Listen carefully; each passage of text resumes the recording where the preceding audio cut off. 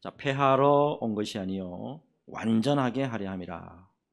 자, 이 제목 가지고 말씀의 은혜를 나누도록 하겠습니다. 구약에서 예수님의 모형이 되는 모세의 인생, 참 퍽이나 다이나믹하다라는 걸 알 수가 있어요.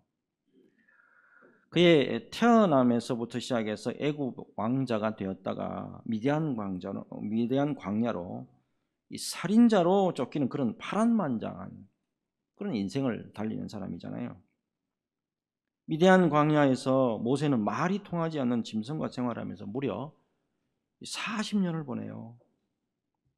자, 그러던 어느 날에 하나님이 화려한 왕궁을 떠나서 미디안 광야에서 참 목자로 초라하게 나날을 보내고 있던 모세에게 나타나시죠. 과거의 상처와 실패에 묶여 있던 그를 이스라엘 민족의 지도자로 삼고자 하신 거예요. 하지만 그에게 있어서 삶의 목표와 자신감은 꺼져버린 불꽃과 같은 거예요. 나이 80이 되고 나니까 자신감도 없습니다. 무력감과 상실감밖에 없어요. 자, 그럼에도 불구하고 하나님은 꺼지지 않는 떨기나무 불꽃 가운데 임하셔가지고 모세의 마음속에 잔불처럼 남아있던 그 불씨를 다시 일으키시고자 하는 그런 모습을 우리에게 보여준단 말이에요. 특별히 떨기나무에 불이 붙어 있지만은 그것이 사라지지 않잖아요. 이게 무슨 의미냐 하는 거죠. 하나님의 백성들이 고난 중에서도 절대로 망하지 않는다 라는 것을 암시적으로 보여주시는 것으로 이렇게 많이들 해석을 합니다. 자, 이와 관련해서 조나단 에드워즈 목사님이 참 중요한 말씀을 하셨어요. 어떤 말씀 하셨냐면, 하나님은 성도를 풍성한 삶으로 인도하시기 전에 광야로 내몰아 가신다. 그곳에서 영적 빈곤과 헐벗음, 무력함과 비참함, 공고함과 어두움을 발견하게 하고 자신 안에 은폐된 죄성을 직면하게 하신다. 여러분, 이게 광야라는 게 말이에요. 광야는 어떤 곳이냐면 나 자신을 발견할 수가 있는 곳이에요. 광야를 경험해야 내 자신을 발견할 수 있어요. 그리고 하나님의 은혜 없이는 살아갈 수가 없습니다. 그 고백을 하도록 만드는 것이 바로 이 광야예요. 우리가 또 살다가 보면 어때요? 광야 같은 현실을 경험해요, 안 해요? 경험하잖아요, 그죠? 또 자기가 떨기나무처럼 초라하게 느껴질 때도 있다 이 말이에요. 근데 예수 안에서 우리가 절대 잊지 말아야 될 게 있다고요. 하나님은 큰 나무가 되지 못했다고. 하나님은 1등하지 못하고 뛰어나지 못하고 부자가 되지 못했다고 해서 절대 우리를 책망하시는 분이 아니다라고는 사실이에요. 오히려 우리 하나님은 우리의 연약함을 다 아시고 채워주시고 사랑과 소망과 믿음의 불꽃으로 다시 되살아나서 주님의 뜻을 쫓아서 힘차게 믿음 생활을 잘 감당하기를 바란다라고 하는 사실이에요. 여러분, 믿음의 길, 특별히 제가 목회를 해보니까 이게 정말이지 갈 바를 알지 못하고 가는 길과 거의 흡사한, 광야와 흡사한 그런 길이다라는 게 새삼 느껴져요. 여러분, 그렇기 때문에 광야에서는 하나님의 말씀에만 집중해야 됩니다. 하나님의 말씀이 어떠냐? 이게 나침판이에요. 그 다음에 예수님의 은혜와 사랑과 자비하심이 있어야 돼. 이 믿음의 길을 가는 가운데 예수님의 은혜와 사랑과 자비와 긍휼하심이 없으면 이거 못 가요, 이 길을. 그리고 성령의 귀한 임재하심에 집중해야 길을 잃지 않아요. 그럼에도 불구하고 우리가 어때요? 순간적으로 길을 잃고 방황할 때가 있는데 과연 어디서 우리가 문제가 발생했나 빨리 발견하고 길이요 진리요 생명 되신 예수님의 뒤를 잘 쫓아가는 저와 여러분들이 되었으면 하는 마음 참 간절합니다. 여러분, 항상 믿음의 길을 가면서 반드시 꼭 기억해야 될 것, 초점을 기억하셔야 돼요. 예수 그리스도라고는 초점에 집중하면서 이 길을 끝까지 잘 완주하는 저와 여러분 모두가 되시기를 예수님의 이름으로 축복합니다. 자, 계속해서 매주일 마태복음 강의를 하고 있는데 지난 주일까지 예수님의 산상수훈 중에 팔복, 그리고 자, 그리스도인으로서 소금과 빛의 사명을 감당해야 한다. 이 말씀을 나누었어요. 특히 팔복. 자, 지금 세상에 있는 그런 복과는 분명히 차이가 있다 말씀드렸죠. 자, 어떤 복이냐면 예수님이 왕으로 통치하는 천국에서의 법을 말씀하신 거고, 그 법을 준수할 때 8가지의 놀라운 하늘의 복이 내려진다. 네, 이 말씀을 나눈 거고, 그 다음에 이어서 소금과 빛이에요. 너희들은 세상의 소금과 빛이다, 이 말. 너희들은 교회 안에서 소금과 빛이 아니고 세상에서의 소금과 빛이다, 이 말이에요. 세상에서 소금과 빛의 역할을 감당해야 예수 그리스도의 영광이 드러난다 라는 것을 꼭 기억하는 저와 여러분 되시기를 바랍니다. 자, 이제 오늘 본문으로 이제 넘어가 보겠는데, 예수님 당시에 유대인들이요, 이 율법에 대해서 상당히 폐쇄적인 생각을 가지고 있었습니다. 그래서 예수님이 말씀하시는 거, 예수님이 설교하시는 거, 그 다음에 안식일에 병을 고치는 등의 모습을 보면서 예수님이 율법을 무시하고 율법을 폐지하는 것으로 라고 생각을 했다, 이 말이에요. 자, 이에 대해서 이제 예수님이 전혀 다르게 말씀하고 있다, 이 말이에요. 17절. 내가 율법이나 선지자를 폐하러 온 줄로 생각하지 말라. 폐하러 온 것이 아니요 완전하게 하려 함이라 그랬어요. 자, 율법과 선지자, 이거는 무엇을 의미하냐면 구약 성경 전체를 말합니다. 그리고 폐하려고 하는 게 아니고 내가 완전하게 하려 하기 위해서 여기 왔다, 이렇게 말씀하고 계신단 말이에요. 여기서 폐하다에 해당하는 헬라어가 뭐냐면 카탈리사이예요. 요거 킹 제임스 버전을 보게 되면 destroy, 파괴한다라고 번역이 되어 있어요. 그러니까 유대인들이 생각하기를 예수님이 안식일에도 뭐 병자도 고치고 율법에 좀 반하는 사역을 하시는 걸 보고는 율법을 파괴하는 분인가 보다 라고 생각했다는 거예요. 그리고 이어서 완전하게 한다, 여기에 해당하는 원어가 뭐냐면 플레로오입니다. 이게 무슨 뜻이냐면 하나님의 이 명령이나 요구를 성취한다라는 의미예요. 그래서 NIV 성경 갖고 계신 분 한번 보세요. 뭐라고 번역이 되냐면 fulfill 이렇게 되어 있다고. fulfill, 성취한다 이렇게 번역이 되어 있다는 거예요. 그래서 예수님은 율법과 선지자를 통해서 말씀하신 하나님의 요구, 하나님의 명령, 요구를 성취하기 위해서 오셨다라고 말씀하고 있는 거예요. 자, 아울러서 우리 18절 볼게요. 우리 같이 한번 읽을까요? 18절 같이 읽습니다. 시작. 진실로 너희에게 이르노니 천지가 없어지기 전에는 율법의 1.1획도 결코 없어지지 아니하고 다 이루리라. 아멘. 천지가 없어지기 전에는, 이게 어떤 의미로 말씀을 하신 거냐면 율법이 최후의 종말 때까지 지속적으로 가치를 가지고 있다, 그 의미로 말씀하신 거예요. 더 쉽게 이야기하면 율법은 절대 없어지지 않는다 라는 거예요. 그리고 그 다음 보니까 율법의 1.1획도 결코 없어지지 아니하고 다 이루리라 그랬죠. 소홀하기 쉬운 작은 성경 구절까지도 내가 간과하지 아니하고 반드시 fulfill, 성취한다 라는 말씀이에요. 근데 여기서 여러분 더 중요한 걸 여러분 잘 발견하셔야 됩니다. 율법은 보니까 절대 없어지지 않는답니다. 그 다음에 소홀하기 쉬운 것까지 다 이루신다고 말씀하셨죠. 그런데 중요한 것은 뭐냐면 이 예수님의 이 말씀이 문자적인 율법의 보존, 문자적으로 그대로 성취하는 것을 의미하는 게 아니다라는 거예요. 이 말씀은 뭐냐면 율법에 담긴 의미입니다. 진정한 율법의 근본 정신을 더욱 완전하고 그리고 성취하고 완성한다, 그런 의미로 하신 말씀이라는 거예요. 자, 이와 관련해서 여러분 율법의 기능부터 우리가 다시 한번 기억을 하셔야 됩니다. 율법의 기능 생각납니까? 자, 일단 먼저 한번 읽어볼까요? 자, 로마서 3장 19절에서 20절 같이 한 목소리로 읽습니다. 시작. 우리가 알거니와 무릇 율법이 말하는 바는 율법 아래에 있는 자들에게 말하는 것이니 이는 모든 입을 막고 온 세상으로 하나님의 심판 아래에 있게 하려 함이라. 그러므로 율법의 행위로 그의 앞에 의롭다 하심을 얻을 육체가 없나니 율법으로는 죄를 깨달음이라. 아멘. 살인하지 말라, 간음하지 말라, 내 이웃의 것을 탐하지 말라.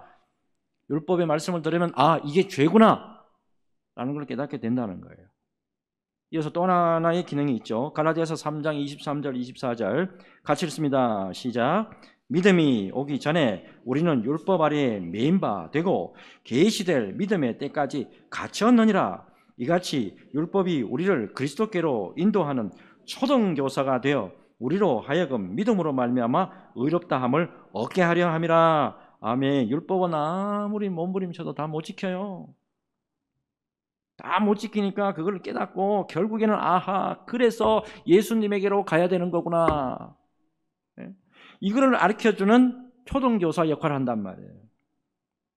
율법을 지키려고 아무리 발버둥 쳐봐요. 안 돼. 율법을 자꾸 생각하면 생각할수록 나는 죄인이구나. 나는 율법의 아래에 있는 죄인이구나. 그리고 무엇보다도 율법의 종이 되어 있구나. 이걸 깨닫는단 말이에요. 그래서 박윤선 목사님이 굉장히 중요한 말씀을 하시더라고. 한번 보세요. 예수님이 십자가에서 율법이 우리에게 요구하는 모든 것을 대신하여 죽어주셨다. 예수님이 율법 아래 나시고 우리 모두를 위해 죽어주신 것은 우리를 대신하여 율법의 요구를 완성하신 것이다. 결국에 우리가 예수를 믿음으로 말미암아 실제로 율법을 다 지킬 수 없더라도, 우리가 구약에 나오는 모든 말씀들 다 지킬 수 없더라도 율법의 완성이신 이 예수님의 의로 말미암아서 의롭게 되고, 놀랍게도 그 의로 말미암아 죄에서 벗어나서 자유롭게 된다라고 하는 사실이란 말이에요. 자, 그런데 우리가 간과하지 말아야 될 게 있습니다. 율법이 우리의 구원하고는 관련이 없죠. 율법이 우리의 구원과 관련이 없다고 해가지고 그러면 율법을 경솔히 여겨도 되느냐라고 하는 거예요.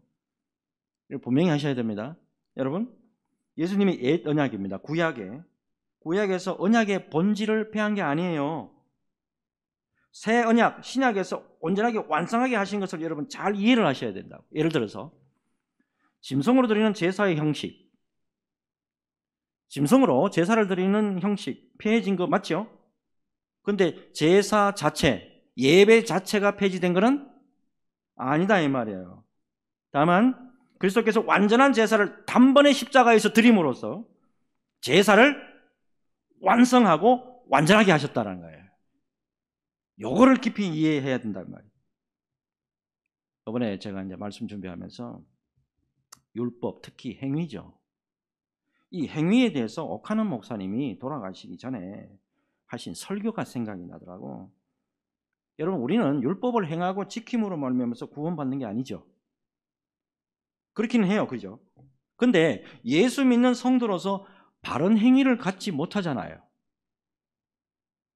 예? 율법으로 말미암아 우리가 구원받지는 못하지만 그럼에도 불구하고 예수 믿는 성도로서 바른 행위를 가지지 못할 때 그 파장이 매우 크다라고 하는 사실이에요.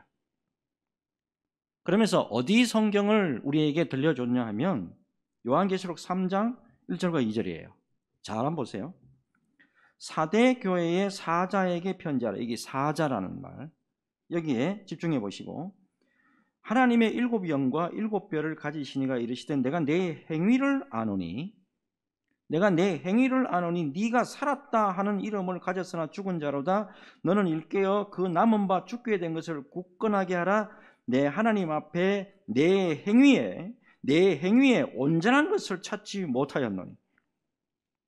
다시 봅시다. 내가 내 행위를 아노니 네가 살았다 하는 이름을 가졌으나 죽은 자로다. 예수님이 교회가 뭐죠? 예수님을 믿는 사람들, 예수님을 주라고 고백하는 사람들의 공동체가 교회죠. 이 믿는 사람들의 행위를 본다는 거예요? 안 본다는 거예요? 본단 말이야. 로렌 커닝햄이라고 예수전도단 총재님이 계시잖아요. 이번에 오래전에 한국에 오셨다가 이제 호주로 가셔가지고 작은 기도회 모임에서 자기 속마음을 털어놨어요. 한국교회 오셔가지고 목사님들이 너무 돈을 좋아한다. 그리고 한국교회 목사님들이 너무 음란하다. 이렇게 말씀하셨다니까. 이에 대해서 오카노 목사님이 한 가지 더 추가하시더라고. 로렌 커닝햄 목사님이 한 가지 더 못 보신 게 있다고. 그거는 우리 한국교회 목사님들이 너무 거짓말을 잘한다는 거야. 서울 한복판이야. 우리나라 교단 가운데 가장 큰 교회는 대한예수교 장로회 합동측에 대표적인 목사님이 뭐라고 말씀하시냐면 한국교회 목사님들이 너무 거짓말을 잘한다. 눈 하나 깜빡하지도 않고 거짓말한다. 이렇게 표현하시더라고요. 오늘 중요한 게 말씀을 잘 보세요. 요한계시록의 모든 교회들에게 말씀하시는데 누구에게 편지하라 그러냐면 교회 사자라고. 교회 사자. 교회 지도자들이라고. 교회 지도자들의 행위를 예수님이 지적하고 있다 이 말. 그랬으면서 이런 말씀하시더라고요. 교회 목사가 돈을 좋아하지 않는데 성도들이 돈을 좋아하겠습니까? 목사가 음란하지 않은데 성도들이 음란하겠습니까? 목사들이 거짓말하지 않는데 성도들이 거짓말하겠습니까? 아주 강력하게 말씀하시더라고요. 그러면서 자, 요한계시록 3장 4절 말씀을 강조하시더라고. 자, 보세요. 그러나 사대에 그 옷을 더럽히지 아니한 자 몇 명이 내게 있어 흰 옷을 입고 나와 함께 다니니 그들은 합당한 자인 영구라. 예수님이 구약시대가 아니라고. 예수님이 복음시대에 합당한 믿음의 사람을 찾으신다고. 여러분, 주님이 합당하게 여기시는 흰옷 입은 사람들, 주님이 합당하게 여기시는 흰옷 입은 사람으로서 반듯하게 믿음 생활 잘 감당하는 저와 여러분들이 되어야 합니다. 여러분, 예수님의 경고의 말씀이라고. 율법 안 지켜도 되고 율법 경솔히 여겨도 되고 그냥 예수만 믿으면 구원받는다. 크게 오산하는 거예요. 우리가 바르게 알고 바르게 믿어야 됩니다. 오늘 말씀 꼭 기억하시고 주님이 기뻐하시는 흰옷 입은 백성으로서 주님 앞에 굳건하게 세워지는 저와 여러분 모두가 되시기를 예수님의 이름으로 축복합니다. 자, 그 다음 이제 계속해서 예수님의 가르침을 보겠는데, 여러분 율법은 보면 하라 하지 말라 얘기도 하잖아요. 근데 오늘 말씀 자세히 보시게 되면 이게 사실 이게 장난이 아닙니다. 보세요. 자, 19절부터 자, 우리 같이 한번 읽겠습니다. 20절까지 시작. 그러므로 누구든지 이 계명 중에 지극히 작은 것 하나라도 버리고 또 그같이 사람을 가르치는 자는 천국에서 지극히 작다 일컬음을 받을 것이요 누구든지 이를 행하며 가르치는 자는 천국에서 크다 일컬음을 받으리라. 내가 너희에게 이르노니 너희 의가 서기관과 바리새인보다 더 낫지 못하면 결코 천국에 들어가지 못하리라. 여러분, 하나님이 주신 율법 가운데 어느 하나라도 무시하면 안 된다는 거예요. 심지어 뭐라고 말씀하시죠? 서기관과 바리새인들의 의보다 너희들이 나아야 돼. 서기관과 바리새인들의 의보다 너희들이 못하면 결코 천국에 못 가. 이거 제 말이 아니에요. 예수님의 말씀이라고. 여러분, 이 말씀을 들은 당시의 제자들 어떻게 생각했을까요? 여러분, 율법을 철저하게 지키는 서기관과 바리새인들보다 어떻게 우리의 삶이 더 의롭다고 할 수 있겠습니까? 굉장히 좀 당황했을 거라고요. 근데 중요한 게 있습니다. 서기관과 바리새인들보다 더 나은 의에 나아가는 방법이 이미 우리에게 있습니다. 그게 뭐냐면 율법의 완성자, 그리고 율법의 성취자, 율법의 마침이 되는 예수 그리스도를 믿을 때 이 모든 것이 가능하다라고 하는 사실입니다. 여러분, 특별히 구약시대의 율법, 복음을 예표하는 거잖아요. 근데 신약시대에 예수님이 오심으로 말미암아서 복음이 선포돼 버렸단 말이에요. 그 순간에 율법은 이제 복음 안에서 개성되고 완성된 것이에요. 여러분, 그렇기 때문에 예수 그리스도를 믿고 복음의 말씀을 행하고 순종하는 거예요. 이제 예수를 믿고 복음의 말씀을 행하고 순종하는 것이 얼마나 귀한 것이고 얼마나 중요한 것인가를 다시 한번 우리에게 되새길 수 있도록 도와주시는 거예요. 여러분, 무엇보다도 우리 예수님은 당시 서기관들과 바리새인들의 구약에 대한 이 잘못된 이해를 바로잡으시고 모든 예언을 다 성취해 주셨죠. 특별히 여러분, 이 모든 말씀을 다 이루시기 위해서 십자가에서 죽기까지 뭐 하셨냐면 순종하셨다는 것을, 이거를 꼭 이해를 잘 하셔야 돼요. 예수님이 하나님의 말씀에 대해서 순종함으로써 십자가에서 죽어주셨다는 말이에요. 그 예수님을 우리가 예수를 믿고 구원받은 백성이 됐다 이 말입니다. 결국에 우리 예수 믿는 우리 모두의 사명이 분명해집니다. 예수님의 말씀을 바로 깨닫고 그대로 지켜 순종해야 된다라고 하는 사실이에요. 순종. 여러분, 그와 관련해서 로마서 12장 2절을 우리 같이 한번 읽기를 원하는데 잘 보십시오. 로마서 12장 2절 같이 읽습니다. 시작. 너희는 이 세대를 본받지 말고 오직 마음을 새롭게 함으로 변화를 받아 하나님의 선하시고 기뻐하시고 온전한 뜻이 무엇인지 분별하도록 하라. 아멘. 여러분, 이 시대를 바라보면 주님의 복음 말씀이 참 풍성하게 선포되고 있죠. 엄청나죠? 근데 여러분, 얼마나 우리는 그 말씀을 따라서 행하면서 순종하는 삶을 사느냐는 거예요. 여러분, 일주일에 제가 설교 얼마나 많이 하는지 알죠? 엄청나게 설교 많이 한다고. 근데 듣고만 여러분 은혜 받았습니다라고 끝나면 안 돼요. 이게 보면 순종이라는 게 굉장히 중요하다는 거 오늘 새삼스럽게 깨달아질 거예요. 여러분, 오늘 말씀을 선포하면서 오늘 여기서 오직 마음을 새롭게 함으로 변화를 받아, 여기에 제가 좀 강조점을 드리고자 합니다. 여러분, 예수님 앞에서 우리 예수 믿는 사람으로서 반듯하게, 그리고 은혜의 모습으로 우리가 믿음 생활 잘 하려면 무엇보다도 제일 중요한 게 마음을 새롭게 하고 변화를 받아야 돼요. 뭘로 변화를 받는다는 거지? 이게 기도 외에는 변화가 안 돼요. 여러분, 잘 보십시오. 복음서를 자세히 한번 읽어보세요. 복음서를 자세히 읽어보면 예수님의 12제자들이 특별하게 기도에 전혀 힘썼다, 또는 기도하는데 늦게까지 앉아가지고 기도했다, 또는 기도의 자리를 떠나지 않았다라는 기록 거의 없습니다. 중요한 게 언제냐면 사도행전에 딱 접어들잖아요. 사도행전 딱 접어들고 예수님이 부활하시고 승천하시고 난 다음에 기도에 전혀 힘쓰는 제자들의 모습이 그때부터 나타난다고. 기도에 전혀 힘쓰는 그 가운데 성령 강림 사건을 경험하고, 기도에 힘쓰는 가운데 자신의 사명을 깊이 깨닫게 되고, 기도에 힘쓰는 가운데 담대히 예수 그리스도의 복음을 전가하게 되고, 기도에 힘쓰는 가운데 죽음이 가까워도 기꺼이 예수 그리스도를 위해서 순교의 자리까지 나아가더란 말이에요.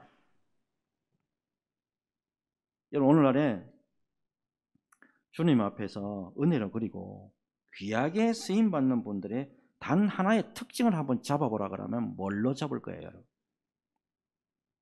까닭 잘못하면 교회에서 크게 쓰임받는 사람들은 첫째, 학벌 좋아야 되고, 두 번째, 똑똑해야 되고, 세 번째, 지혜가 뛰어나야 되고, 그 다음에 경험도 풍부해야 되고 연륜이 깊어야 된다, 이렇게 생각을 많이 하시는 것 같아요. 여러분, 근데 착각하시면 안 돼요. 예수님 앞에서 존귀하게 쓰임받는 모두가 기도의 사람이라는 걸 잊지 마시기 바랍니다. 기도하는 가운데 제일 먼저 들리는 것이 성령의 음성이에요. 기도하는 가운데 자신의 사명이 보이고, 기도하는 가운데 내가 어디로 가야 될지 길이 보인다고.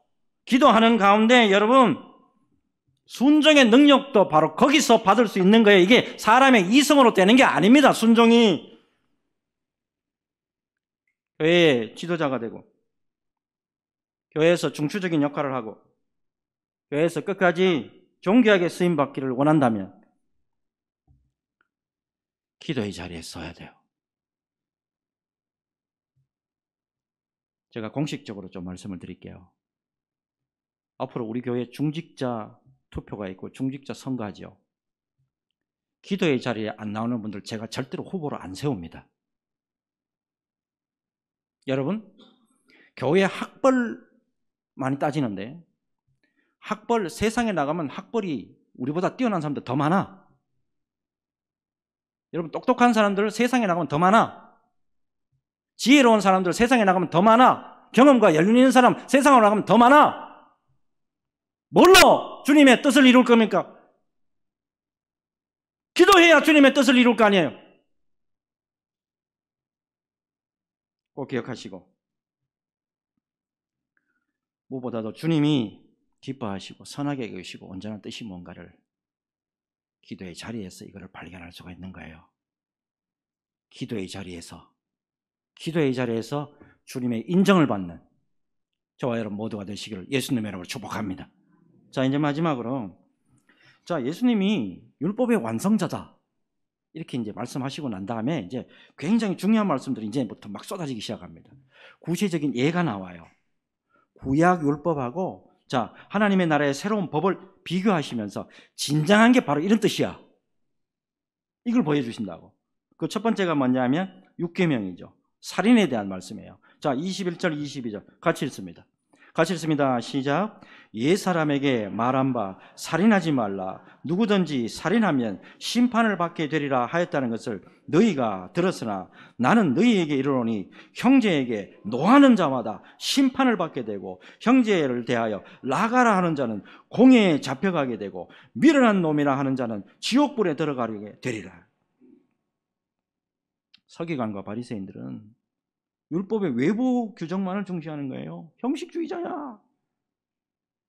그런데 예수님이 뭐라고 말씀하시는 거예요, 지금? 율법의 참된 의미, 근본 정신, 마음, 이거 강조하시잖아요, 지금. 결국에 예수님께서 제시하시는 하나님 나라의 법과 윤리, 겉으로 드러나는 행동뿐만 아니고 속에 감춰져 있는 마음과 생각과 그 동기, 이걸 보신단 말이에요. 특별히 이러한 사실을 바탕으로 해서 예수님이 예배와 관련해 가지고 할 수 있는 한 빨리 형제하고 화목하고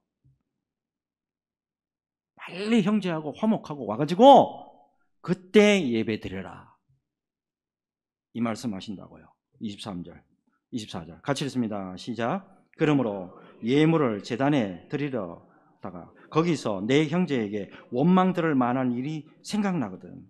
예물을 제단 앞에 두고 먼저 가서 형제와 화목하고 그 후에 와서 예물을 드리라.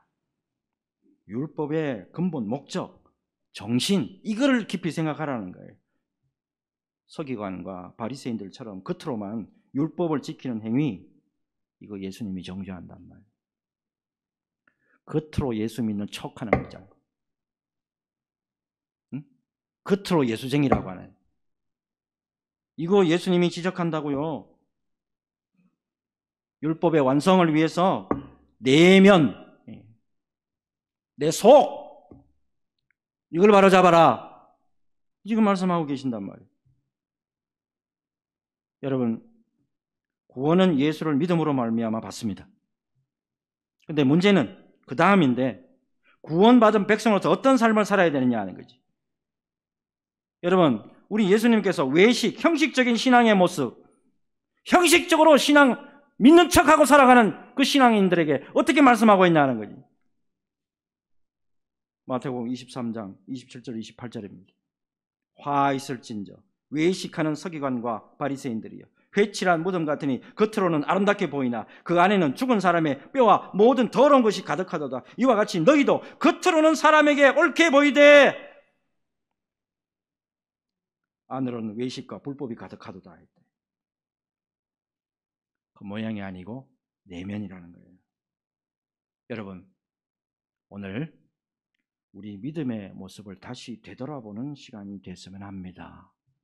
겉만이 아니고 내면도, 우리 속까지도 우리 주님이 원하시는 참 믿음의 백성의 모습으로 돌아가는 저와 여러분들이 되어야 될 줄로 믿습니다. 이번에 제가요, 설교 준비를 하다가 신문을 우연히 하나 들춰봤는데 국민일보예요. 어제 날짜 국민일보 보면 카페 포토라는 고란이 나와요. 거기에 사진이 하나 올라와 있더라고. 이 사진 제목이 뭐냐면 쪼르르 정리 완료예요. 쪼르르 정리 완료. 그 다음에 그 밑에 글이 아주 이렇게 참 마음에 쏙 들더라고. 7개의 가방이에요. 7개의 가방, 그 다음 7켤레의 슬리퍼. 마치 약속이라고 한 듯 가지런히 놓여 있습니다. 누가 알려주지 않아도 스스로 정리한 모습이 얼마나 귀여운지요. 질서 속에 묻어난 아이들이 배려와 성실함, 작지만 단정한 마음이 벤치 위에 곱게 놓였습니다. 여러분, 주일만 되잖아요. 주일만 되면 매체를 통해서 수많은 말씀들이 무차별적으로 막 쏟아져 나옵니다. 그렇게 되면 사람들이 어떠냐면 어느 누구의 설교가 좋다, 어느 누구의 말씀이 좋다라고 하면서 이리 우르르 가고 저리 우르르 간단 말이야. 그런 모습보다는 내가 어느 곳에 있든지, 내가 시골교회에 있든지, 내가 지하교회에 있든지, 내가 대형교회에 있든지, 무엇보다도 주님의 말씀을 깊이 새기고 우리의 마음과 신앙의 자세 그리고 우리의 행동을 가지런하게 정리하고 오로지 길과 진리와 생명 되신 예수님만을 따라가는 믿음의 자세. 이 자세, 시편 23편 1절과 3절이죠. 여호와는 나의 목자시니 내게 부족함이 없으리로다. 그가 나를 푸른 풀밭에 누이시며 쉴 만한 물가로 인도하시는도다. 내 영혼을 소생시키시고 자기 이름을 위하여 의의 길로 인도하시는도다. 사람의 길을 따라가는 게 아니에요. 사람 따라가는 게 아니고 오직 우리 영혼의 아버지 하나님 아버지, 그리고 우리의 구원 되시는 예수님, 우리를 늘 은혜로 붙들어 주시는 성령님의 인도하심을 받아서 끝까지 믿음의 길을 잘 완주하는 저와 여러분 모두가 되시기를 예수 그리스도 이름으로 축복합니다. 주님,